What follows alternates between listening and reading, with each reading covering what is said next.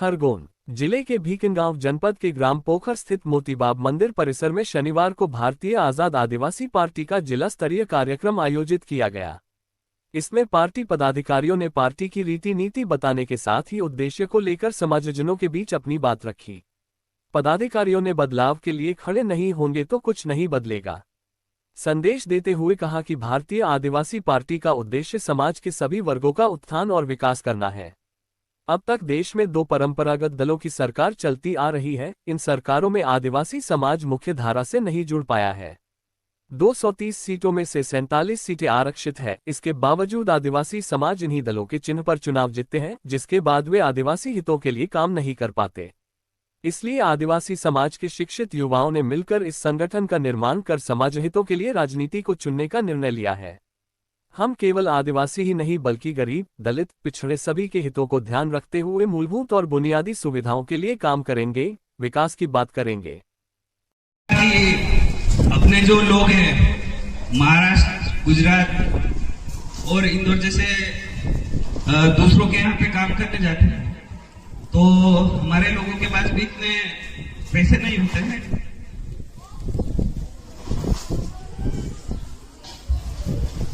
तो नहीं है मध्य प्रदेश में भारतीय आजाद आदिवासी पार्टी, जिसको शॉर्ट में BAAP बाप कहा जाएगा।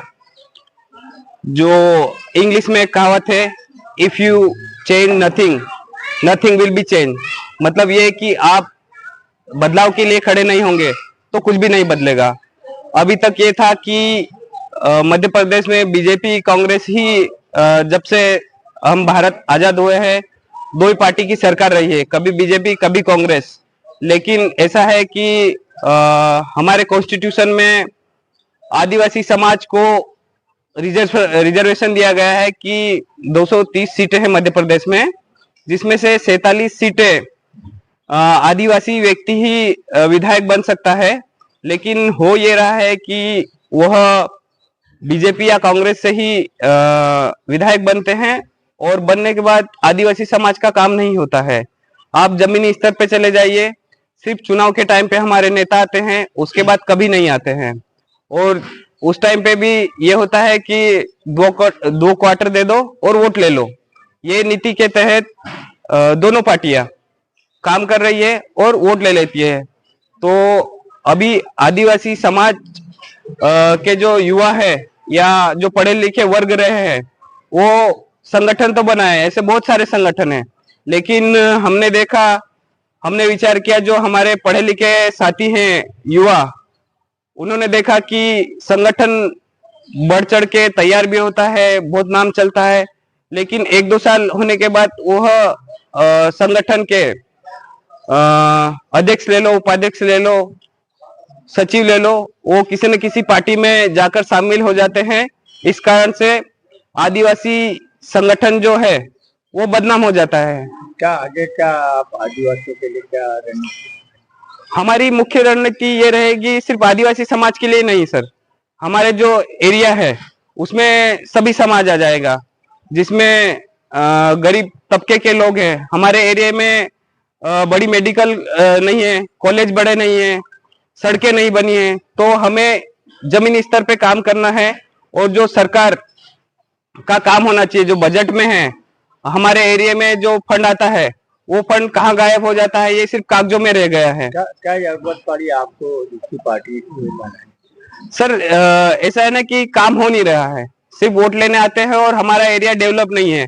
अभी आप हमारे एरिया में चले जाइए, ऐसे दूर दराज के इलाकों में, कि कनेक्टिविटी नहीं है, रोड ही नहीं बना है।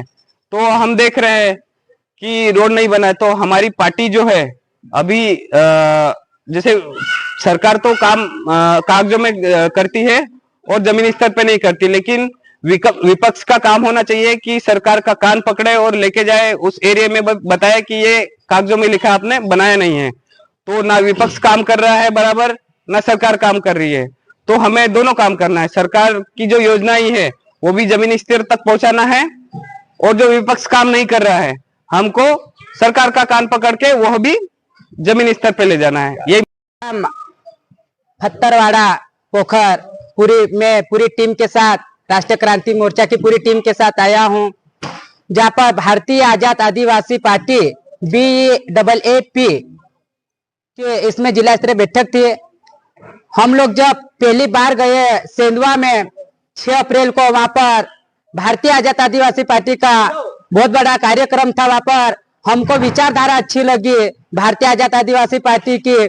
हमारे राष्ट्रीय अध्यक्ष संस्थापक महोदय जी के द्वारा हमें पार्टी के बारे में बताया गया कि किस तरह से आज आदिवासी लड़कियां आदिवासी धर्म, आदिवासी रीति रिवाज छोड़कर अन्य दूसरे जगह शादी कर रही है। हमारे किस तरह आदिवासी भाई किस तरह से शराब में, किस तरह से नशे में चूर होकर पीछे की ओर जा रहे हैं। आदिवासी पर आज लगातार दिनों दिन अत्याचार होते ही जा रहे हैं। इसको लेकर ऐसे कई विचार भारतीय आजाद आदिवासी पार्टी के हमको अच्छे लगे, जहाँ पर हमारा आदिवासी समाज आदिवासी संस्कृति छोड़कर अन्य संस्कृति अपना रहा है, ईसा मसीह धर्म अपना रहा है। ऐसे कही तो इसको लेकर एक भारतीय आजाद आदिवासी पार्टी ने पार्टी की जो विचारधारा हमें लगी वो बहुत ही अच्छी लगी, और पार्टी का जो काम था वो जमीनी स्तर से काम करेगा। और आज जो कार्यक्रम था इसमें आज चाहे 200-300 लोग हैं, लेकिन आने वाले टाइम में 2000-3000 लोग आज इसी धरती पे आने वाले कार्यक्रम में होंगे।